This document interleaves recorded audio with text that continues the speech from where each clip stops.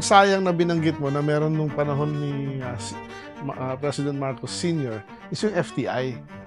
The food terminal in Taguig was the right model, the right concept. We will build a mega food hub next year. Nandun yung DA, pero parang hindi lang naramdaman eh. Of course, nararamdaman ng iba, hindi naman lahat. But ang gusto ko, maramdaman lang nandun kami. Na pag may sinabi sila, naririnig namin. Pag may sinabi kami, naririnig nila kagad. We also know, like, there are abuses, there's hoarding, there's all sorts of mumbo-jumbos happening. Kailangan may price control, di ba? Na kailangan may ngipin. Ang kailangan natin is mayroon tayong magaling batas na pag sinabi ganito ang presyo, either floor price man or maximum price, dapat doon. Kung hindi sumunod, kailangan pwedeng hulihin, pwedeng pasara. There are good businessmen but there are also many bad businessmen opportunistic at walang awa sa tao In Malacanang, sabi niya, gusto ko may nakita nakaposa sa. So hindi ko pa nagagawa yun, pero nakaset up na kami para may mangyari ng mga ganun at I'm quite confident na maybe another 1 more year makikita nila yung diferensya. Welcome back, everyone, dito sa latest episode ng Pilipinas 360 Degrees. Today, we have the pleasure of talking to another cabinet secretary. Thank you very much, Secretary, to Laurel Jr. for joining us. Can I call you Kiko? Yeah, Kiko. Kiko, yeah, exactly. Let's just go. Please call me also Richard. Agriculture. Napakamahalaga yan kasi nakita natin early on pa lang dun sa administration ni President BBM. For a time, before you came in, he took over the department. He underscored lahat ng mga problema throughout the years, yung kanyang very difficult inheritance. As someone who does political science, who has been studying this issue for quite some time, alam ko na mahirap talaga itong departamento na yan.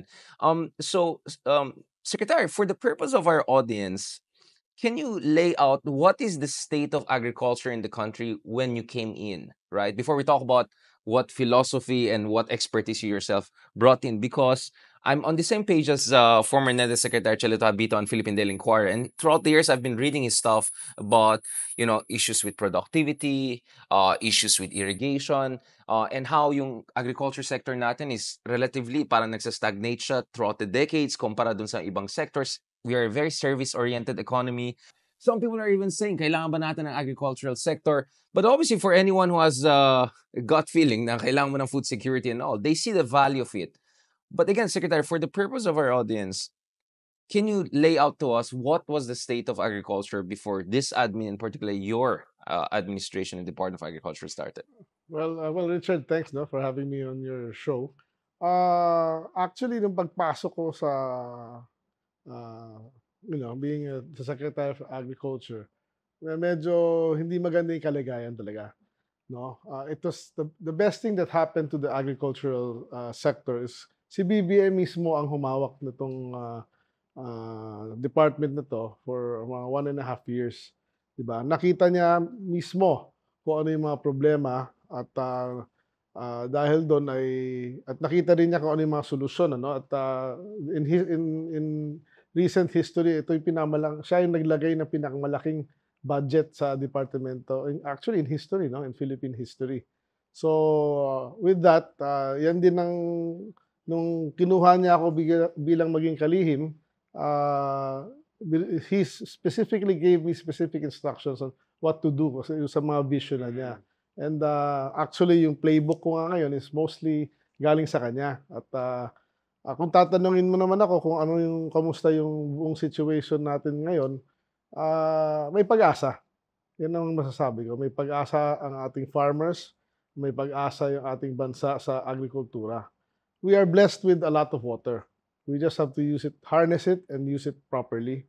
And then, of course, marami tayong proyekto, marami tayong gagawin, But ang mas konti lang yung low-hanging fruits na tinatawag Majority ng gagawin natin is medium to long-term solutions But of so, course, hindi mo makita yung ROI kaagad. Hindi ka pwede mag-expect ng fireworks agad.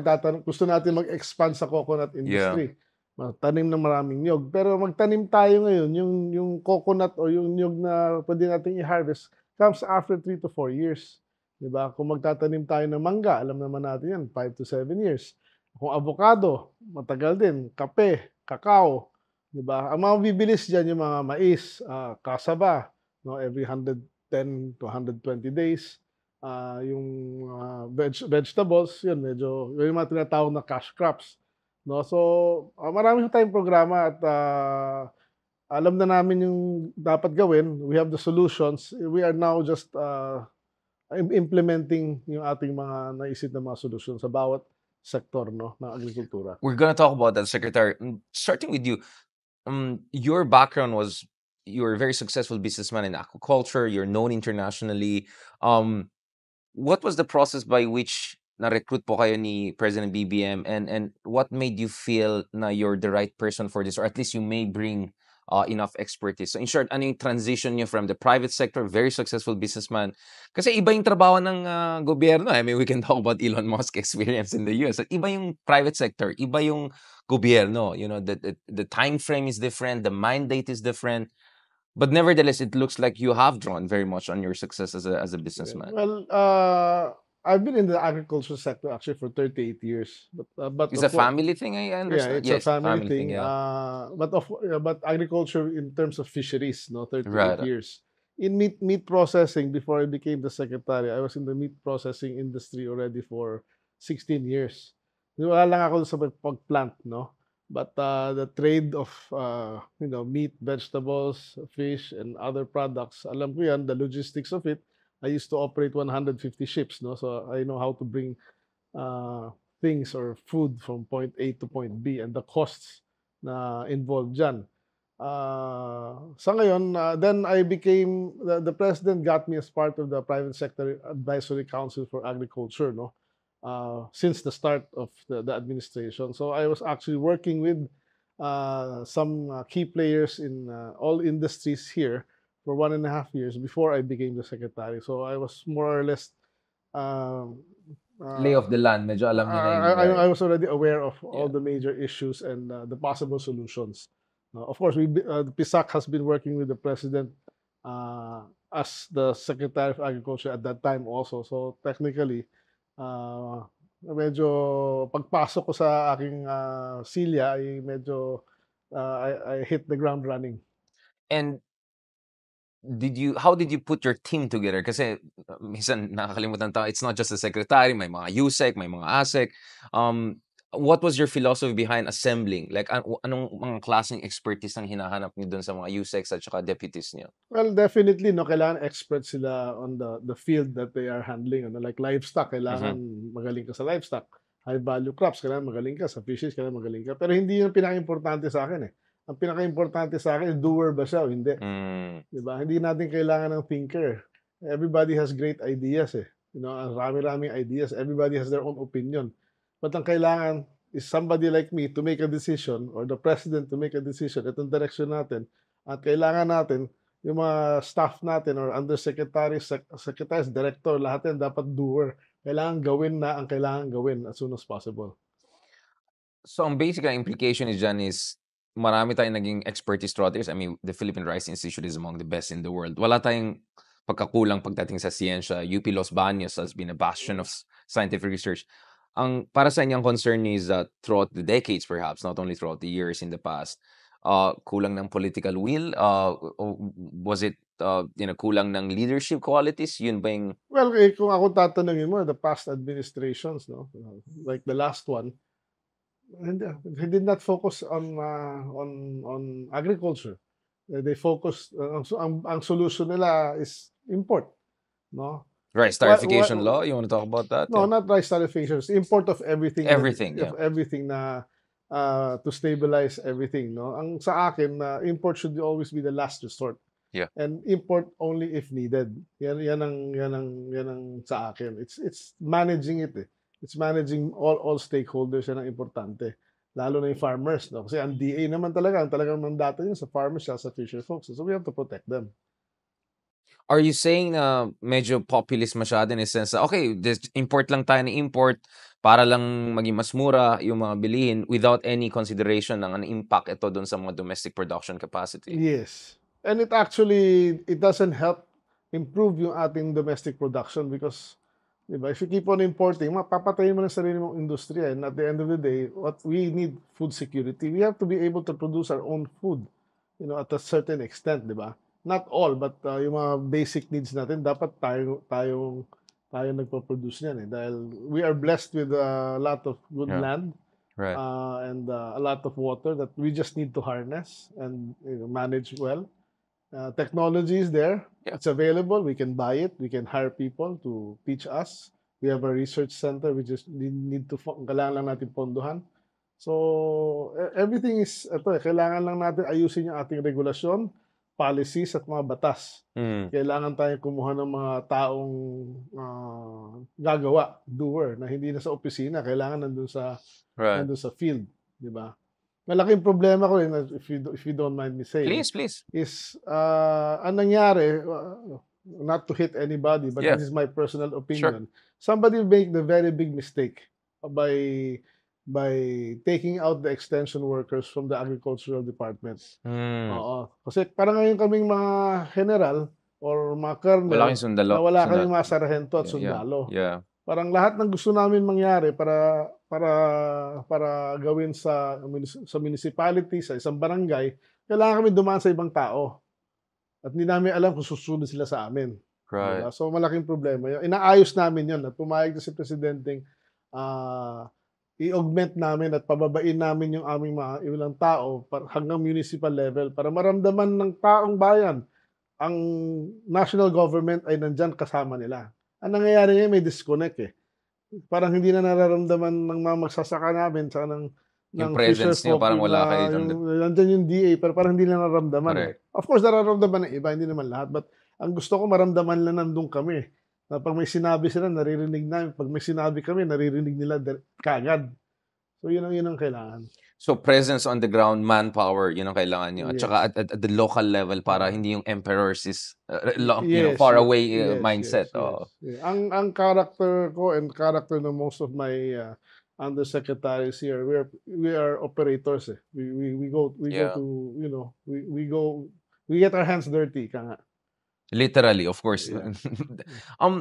Kanina pinag-usapan yung secretary itong issue ng import lang na import para lang in theory bring down the price. Sometimes it doesn't work kasi actually nagbe-benefit yung mga importers, mga middlemen. So hindi mo lang pinapatay yung mga taong hindi nag-i-invest. Exactly. Laway lang at pera. Yeah. So import-export business people. I want to go back to the rice tarification law issue because very controversial ito. Marami mga pag-aaral na kita natin na hindi siya naging epektibo in terms of bringing down the cost and definitely hindi siya tumulong in terms of making us more food self-sufficient over the past half a decade, some would say. Kayo po, ano yung basa niyo dun sa rice tarification law? At last time I checked, dapat meron tayong pondo na tulungan yung mga domestic producers. Kasama yan dun sa rice tarification law package na finorward sa nakaraan na administration. So, what is your assessment of the effect of that law? Should we revise? Should we amend? Should we abrogate? Because ang dami mga, well, speaking of thinkers, no, marami mga proposals. And also, ano yung, in terms of yung mga mitigation mechanism at saka yung mga coping mechanism, kumbaga, pwede natin gamitin yung term na yan.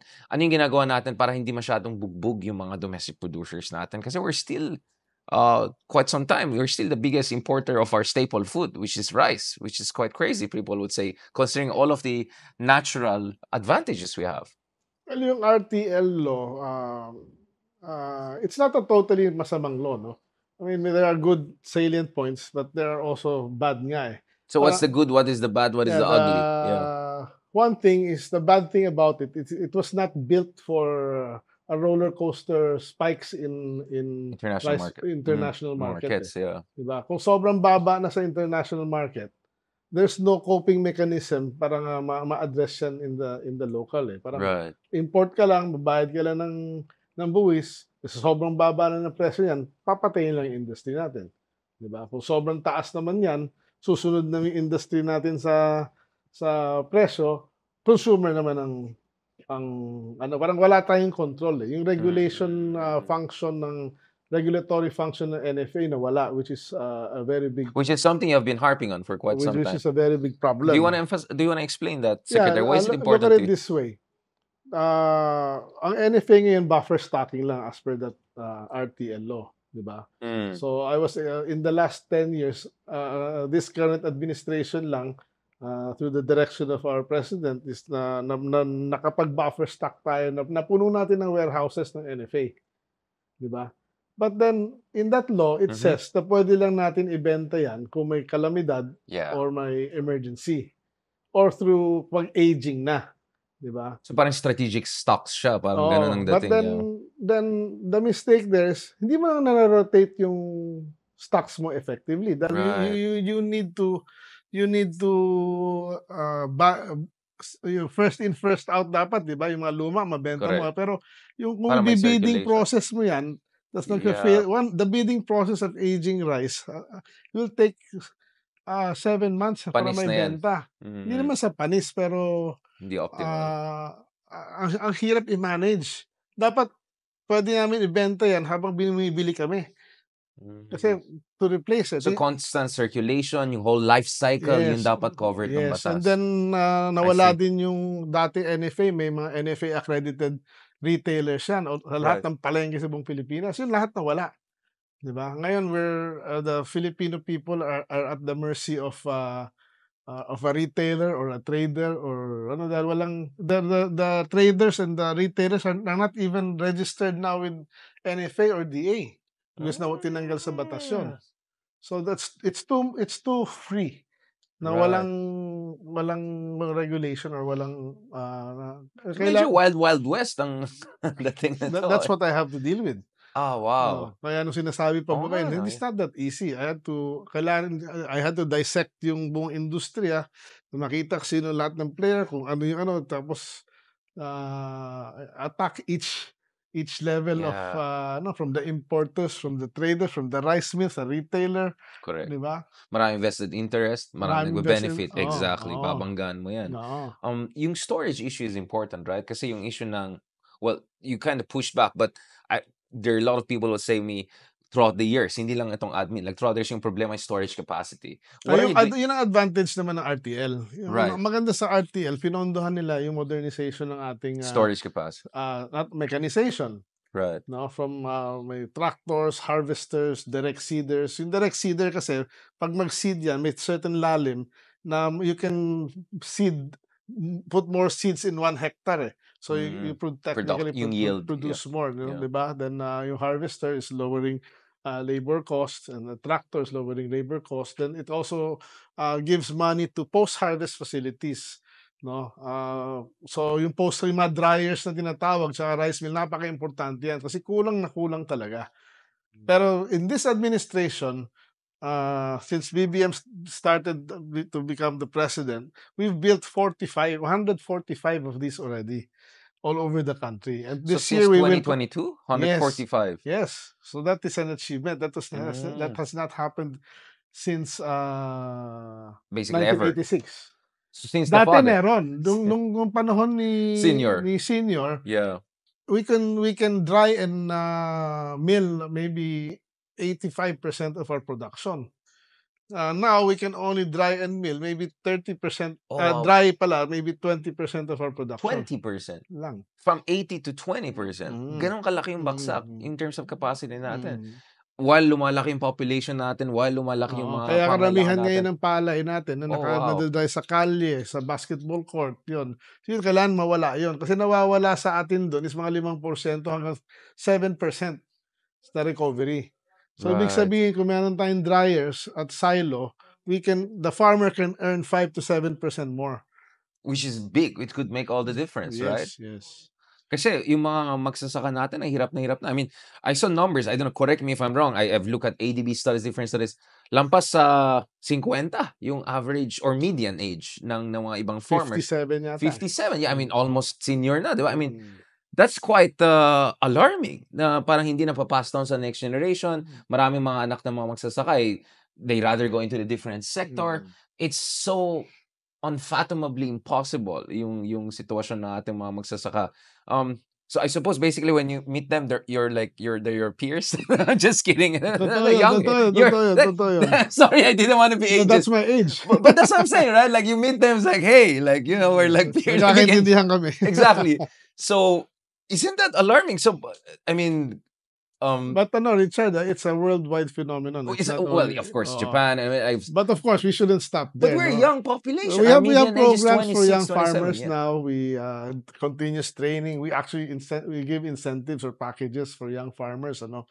That's part. Isa yan sa part ng trabaho ko na para maakit yung mga young farmers, no, and make farming sexy or Cool, at least. cool, Yeah, and yeah. make it a business, no. So pwede yun kasi ako personally, ang sabi ko nga after this my stint as secretary, I will go into farming and I will build greenhouses.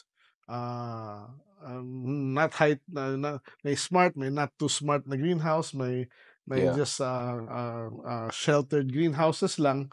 I'm also want to go into livestock, corn farming and cassava farming kasi yun ang mga nakikita kong Next boom sectors. profitable. Yeah, next boom sector. Sige, going back to this, you mentioned the senior period. One of the legacies of the senior period that we have been living with is yung irrigation. Yung mga hektarya na na-irrigate. I remember I was working in the government like a decade ago and I was hearing like practically 90% if not more of the one we are using is still an inheritance from the senior era. How are we doing on the irrigation front? Kasi kung walang irrigation, walang farming basically. Yun din, because si PBBM mismo naging sekretary ng agrikultura at naging under sa kanya yung NIA, dinagdagan niya yung budget ng NIA dahil nakita din niya talaga ang kulang.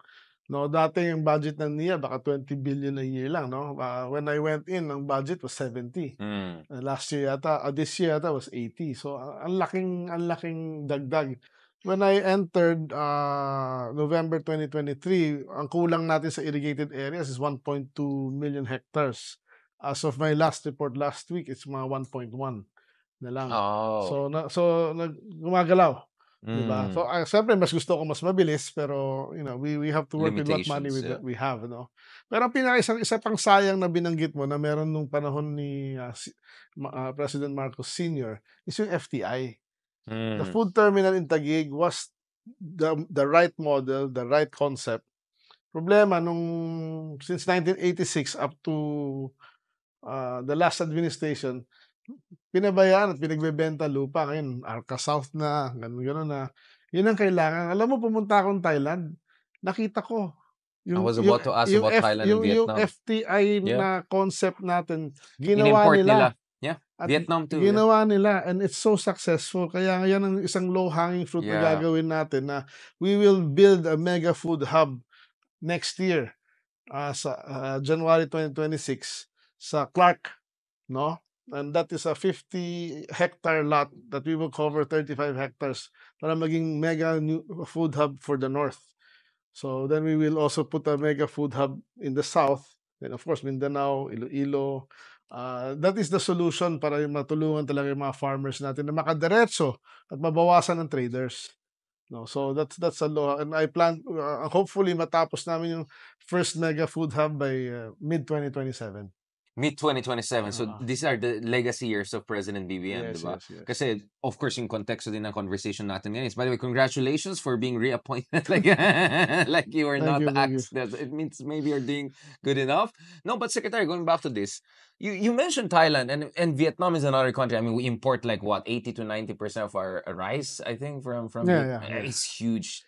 The reason I'm familiar with Vietnam is because sa mga West Philippine Sea issue, I always go to Vietnam. This pops up in our conversation na ito yung isang bond natin with Vietnam. But nevertheless, alam ko na marami sa mga Thai, Vietnamese nag-aral dati sa UP Los Baños, they just brought it back.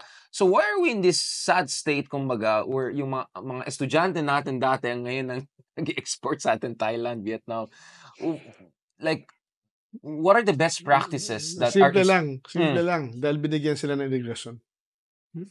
Ang in-import natin last year is 4.7 million tons. Right. Ang unirrigated natin is 1.1, right? Right. Assuming na lang na 1 million hectares ang unirrigated.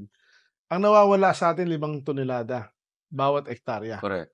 So ibig sabihin kung na-irrigate natin yung 1 million hectares na yan, that's 5 million tons. So, cover mo na. Surplus tayo. Surplus. Maging exporting. Kahit sinong dalubhasa dyan, even si Shell or kung sino man dyan, that is, will recognize that is the state. That's yun ang crux ng challenge natin. Yeah. If we do that, we can. And the reason I mentioned Thailand and Vietnam is because very different yung political system. Like in Thailand, we can talk about the Thaksin, era where he really invested in basic infrastructure, etc. Vietnam is, of course, a different political system. But I want to go back to this because the Thailand case is very interesting to me. There was a lot of infrastructure. I mean, pag pumunta ka sa mga probinsya sa Thailand, napakaganda yung aspalte ng roads. There's a healthcare program. Kumbaga, all the critical basic infrastructure is there, right? Ano yung ginagawa natin on that front in terms of providing financing, infrastructure? I know limited yung fund nyo, and this covers multiple agencies. It's not just your agency. Land reform is also not primarily yours. There's a different department DAR for that. But Secretary, for the purpose of our audience, because I keep on hearing this, especially from mga Filipinos na nag-abroad or pinag-arap, bakit sila ganyan, tayo hindi? What are we doing to develop rural, in terms of rural development and overall infrastructure development? Because minention ni BBM yan sa pinakauna niyang State of the Nation address. And nakita ko, even yung mga kritiko ng President BBM, I didn't vote for him, right? But sabi ko, that was good. Like, I was very happy when he raised the issue ng agriculture, rural development.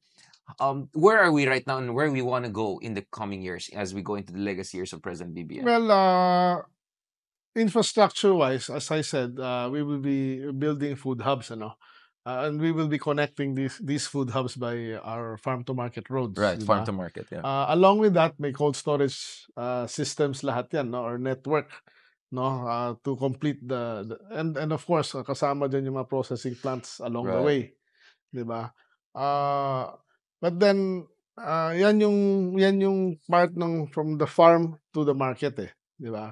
And Right. 40% ng vegetables natin get spoiled. Yun, malaking Yeah. bawas. And then, maybe dalawang trader or wholesaler, 3 patong. So, babawasan natin gusto natin mabawasan yung from farmer to market na mga dinadaanan ng produkto para mapababa ang Yung presyo. friction points. Oo. Pero on the farm side naman, we have a new program na sa crop insurance, no?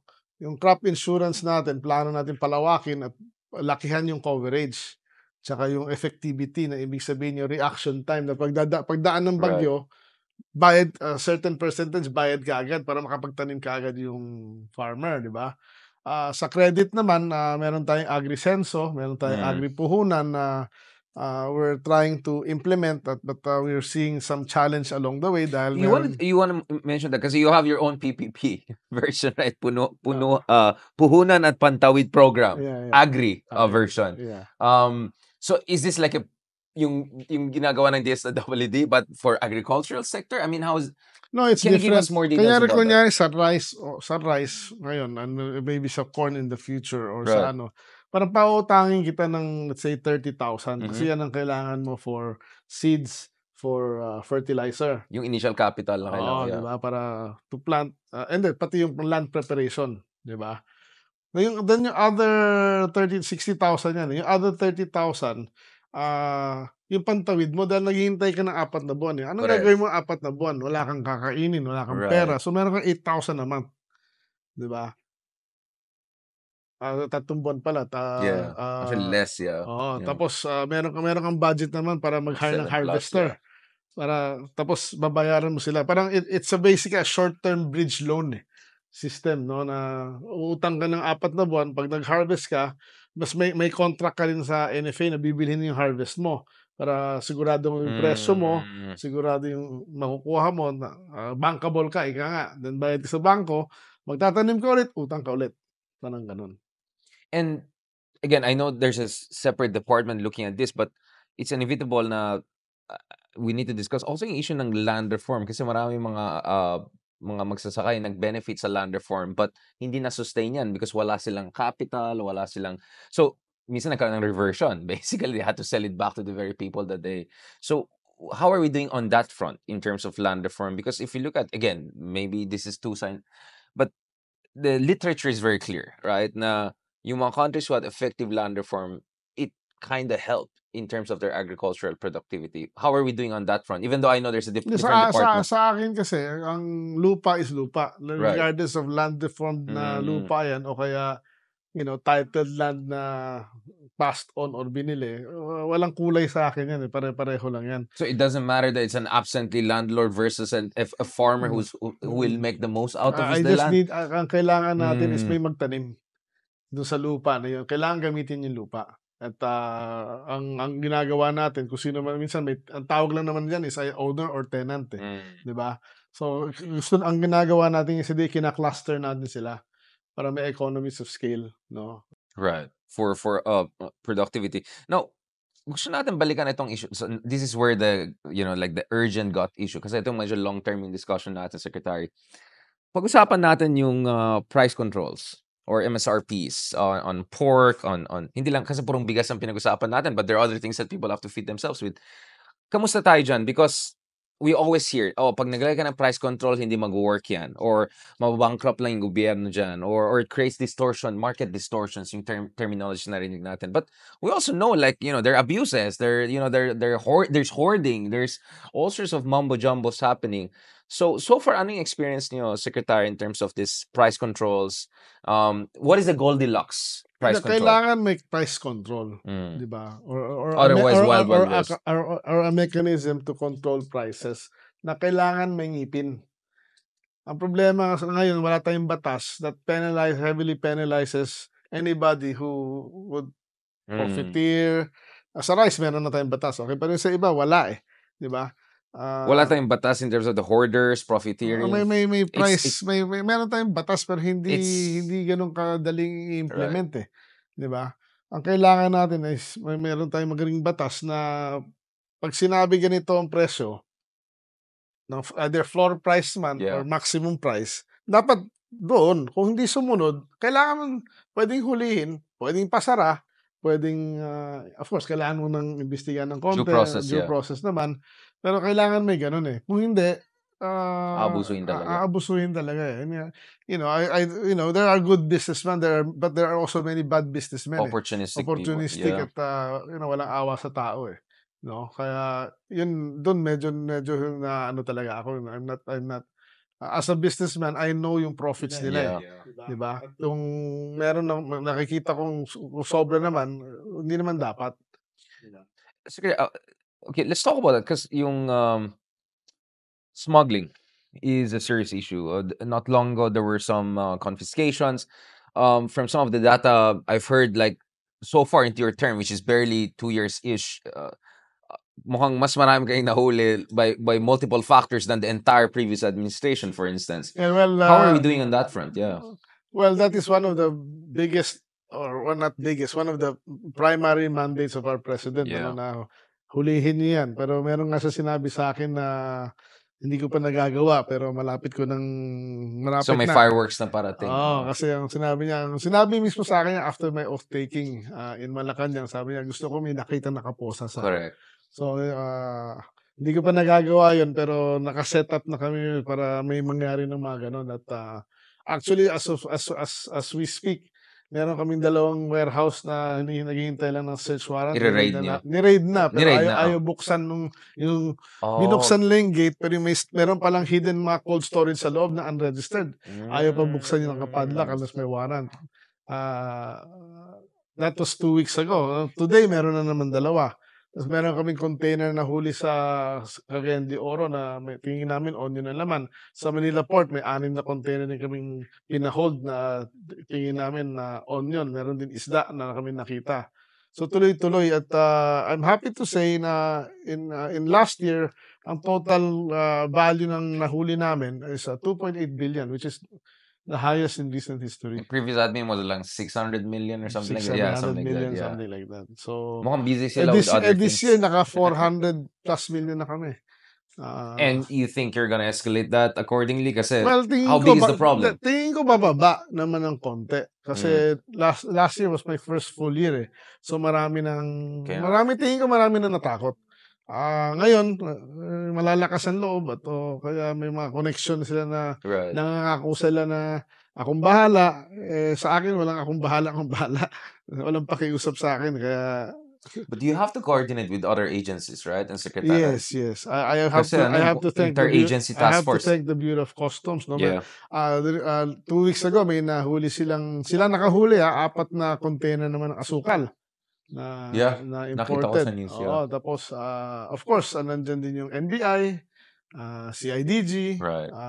Sa CIDG naman, mga kakahuli lang namin last week ng mga fake pesticides and Oh, wow. oo, so kasama 'yun eh. So, and fake medicines, no? Veterinary Is there an medicines. interagency task force for this, Secretary? Or Well, meron na maybe, tayong Anti-Agricultural Smuggling, yeah, no, Act at right. meron ng council which have met 3 times already and soon that will be operationalized na yung ano na Yeah. yun, no? At pwede na kami mag-raid using yung LOA nung letter authority nung council na yun.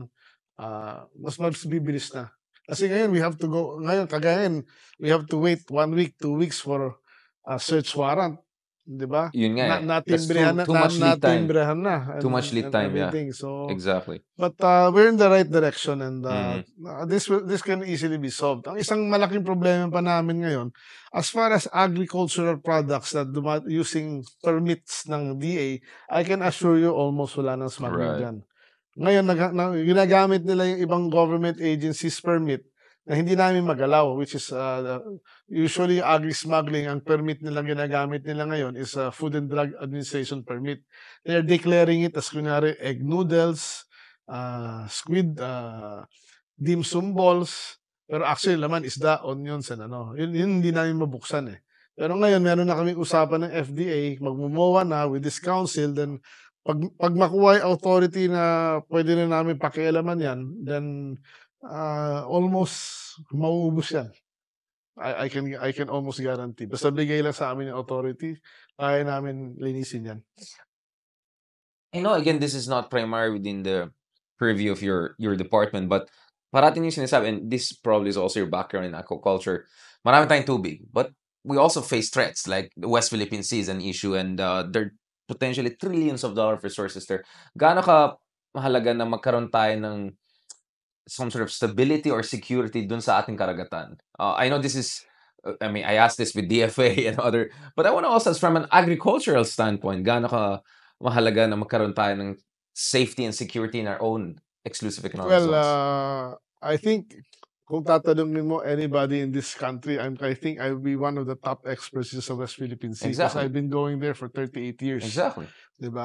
I've personally fished in that area as a young boy and until a young adult, and we've had encounters with the Chinese, we've had encounters with the Malaysians before, some Vietnamese, Yeah, and well, atin yan eh.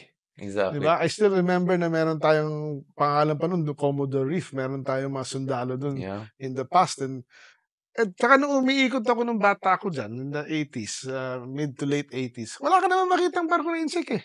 Exactly. Wala ka makita.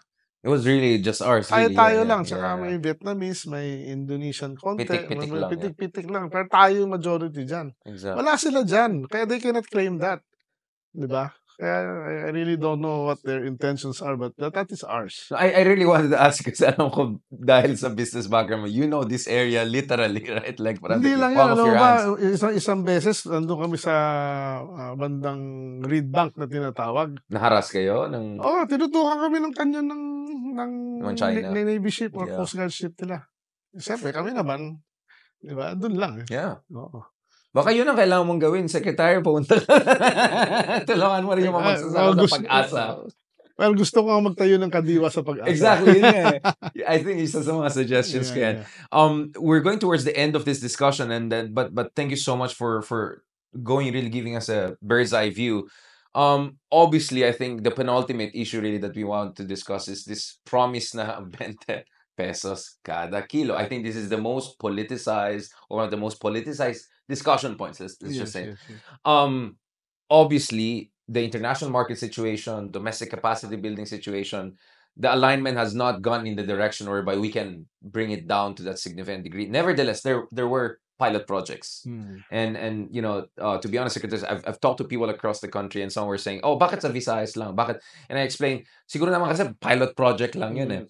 Okay, so what is your experience with the pilot project? At are we moving towards, for the lack of a better term, universalization of that? Na mas lalong-lalo na dun sa mga probinsya na mataas ang food poverty. Because if you look at the SWS, mataas pa rin ang self-rated hunger natin eh. And again, this is an inherited situation throughout the years.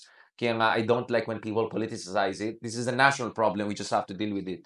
So are you gonna have this kind of surgical targeted, but at the same time more and more generalized application of subsidized rice? Yeah, yung as far as stocks is concerned, we have the stocks. As of the moment, meron tayong mga 420,000 tons na yata na NFA purchased rice galing sa ating mga farmers. So, andyan yung bigas eh. Yeah. Palay muna, of course, we're milling as we sell.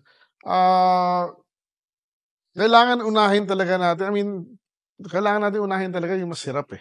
Exactly. Diba? Siyempre, marami naman hirap. Hindi naman natin iiwanan lahat eh. But ang aim ang direction ng ating presidente is majority, at least half of our population, middle income, ano ba yung tinatawag doon? Minimum wage earner below ay magkaroon ng access to certain quantity rice. for 20 peso rice, no? Ang pinakamalaking challenge namin diyan is yung sino ba sila? Yung master list na yan, right. Di ba? We're targeting parang 15, sa PPP, ganun din ang problema. 15 million families eh. So 15 million families times 4 people per family, as per PSA 4.2 yata yung that's 60 million people eh. That's more than a little bit more. Can DSWD help you, Secretary we have a working group now with DSWD, PSA, DOLE. So it's an interagency? Yes. Ano yung pangalan? Is there a name for that interagency task force? Is there some? We just call it P20 working group eh. Right. But maybe it has to be more institutionalized if you want to go big, right? Nagme-meeting pa lang ngayon, so we'll coin something with that. Some cool acronym, Sana. Parang ACT. So, then the next major challenge is sino ba kasama dyan? Diba? Although in general, alam namin kung sino, but how do you control eh? Diba? Kasi may mag-aabuso for sure, but we have to make the system simple. Pangalawa is, saan ba ibebenta yan? Sino i-accredit natin? Diba? Yung distributors. Yung distributors, distribution. May kapasidad ba sila magbayad? Di ba lang itatakbuhan? Yun, kaya kailangan i-pilot eh, di ba? Gagamitin ba natin yung mga government agencies? Gagamitin ba natin yung mga munisipyo? Gagamitin ba natin yung mga barangay or PhilPost? Di ba, kunyari? So what's the lesson from the pilot? Is this still undergoing study ba yan? Well, yun na nga. Meron tayong pilot through LGUs. We'll see how they do it. Meron tayo through Arcadiwa. Right. And itong July 13, meron tayo naman with DOLE. Doon naman sa minimum wage earners. Right. So using yung mga trade unions tsaka yung mga kumpanya na willing to participate and sell rice to their employees, tapos magbabayad sila sa amin. Then we're going to talk to retailers naman, yung Retailers Association, yung mga dating na walang NFA retailers. Right. We'll try to get them together kung nandyan pa sila, no? And see if we can, kasi alam na nila yung sistema eh. Yung sistema na dati. So sila pinaka magandang gamitin, no? Of course, that will be in all public markets all over the country. And how do you ensure transparency na walang kababalagan na mangyari in terms of contract signing, selection of distributors? Well, it's basically a private sector public-private partnership. Public-private partnership yan. And medyo madali naman i-control eh, kasi it's bawat sako alam mo na ilang kilo eh. Diba? Pag nag-deliver ako sa'yo ng 10 sako na then sinabi ng disposable, kailangan 50 times 20, yun kailangan yung balik mo sa akin. So hindi ganun kadali mandaya dito sa gagawin because medyo it's a one product. It's not hindi siya multiple product. Isang klaseng bigas, isang type of packaging lang. No? Straightforward. To wrap up this episode, Secretary, what do you want to happen? And I'm sure we'll bump into each other in the coming years, but Eto sa second half ni President BBM, klarong-klaro si Presidente BBM after election na gusto niya talaga tututukan yung mga really gut issues, fundamental economic issues at talagang food security is easily the top, right? Kung titingnan mo yung mga most urgent issues sa mga surveys, pulsation, among others, hindi lang inflation, food inflation, these are always important. Anong gusto niyong legacy and what are the things that the Filipino people should look forward to in the coming years? On a positive note, cautiously positive note. I know your style is not to hype things. I know you're not a PR guy, like let's do this and that. But I think people also wanna have a sense that things are gonna improve over the years because it has implications for, well, our politics in terms of faith in the government, but also siguro minsan we're not also giving enough credit to our country. I mean, I always say, I'm critical of all administration. People can look at my work. I've criticized this administration, previous. Pero at the same time, na-realize ko when I go all around the world, the Philippines is being given more attention, more respect, and we're seen as one of the economic dynamos of this region. It's a half empty, half full, or maybe more than half full glass. But where do you want to end in terms of your legacy? And what are the things that people have to look forward to, Secretary? Without hyping it, obviously, yeah. Well, my training is talagang work quietly, do not brag. But anyway, kailangan natin paratingin sa taong bayan na They have to ano, know, yeah, they have exactly, to yeah. know because I'm not no longer in the private sector, nasa gobyerno na. What do we look forward to? Number one, we look forward to more irrigation, definitely. Irrigation, yeah. We have a new program yung tinatawag kong White Revolution, which is putting up greenhouses, no? Simple greenhouses and, a little bit more, depende kung some more modern, some simple, to ensure yung constant production. Kasi like tomato or celery, pag umulan, wala na eh. Pero kung naka-cover siya, umulan man o hindi, may production ka. Diba? Yung use of technology, like we plan to give out, definitely AI is on the table, no? Kailangan natin yan. Yung simple drip irrigation lang, which will save you 70% of the water, no? Yeah. And kung mayroon more modern na fertigation, yung precise fertilization. Para walang sayang. Para walang sayang. Yeah. And then, meron tayong mga 17 mobile soil labs matatapos itong June na i-deploy yan by July to all the regions sa buong bansa. Natetestingin na natin yung lupa ng ating mga magsasaka para makita natin ano ba kulang sa lupa nila. Kasi pag mabigay yung tamang nutrients, more production yan. Yeah. At less cost dahil mas konting pataba or lime or anong ginamit mo or konting pesticide. Diba? So, yung food hub, napaka-importante niyan. Sa yung cold storage network. No? Yung mga farmers natin, tsaka processing plant, hindi na at the mercy of the traders. Right. Diba? Yung mga rice natin, yung sa mga post-harvest. So, we're building all of these things and pasensya na lang yung mga taong bayan natin. We're rushing everything as fast as we can. But I'm quite confident na maybe another 1 more year, makikita nila yung diferensya. And we cannot blame people kasi kung gutom ka, you cannot wait like 10 more years. I understand that in government, it takes time, it's difficult. Thank you, Secretary, for really mentioning the big picture. So hopefully we're not gonna have those crazy onion 600 pesos kada kilo situation again, right? I mean, thankfully we're not there kasi my mom always used to explain, maybe Richard, bawasan mo yung mga, I don't know, Mediterranean food mo na mahilig ka sa onion because it's so expensive. Those crazy days are hopefully behind us for good. On that cautiously optimistic note, again, no hype, Secretary, thank you so much for giving us really an overview of the Philippine agricultural landscape. Again, pwede tayo mag-usap for hours and hours, daming mga granular issue, but sa akin palagay mahalaga for people to at least understand what is the lay of the land, literally and figuratively. On that note, thank you very much for joining us for this latest episode of Pilipinas 360 Degrees.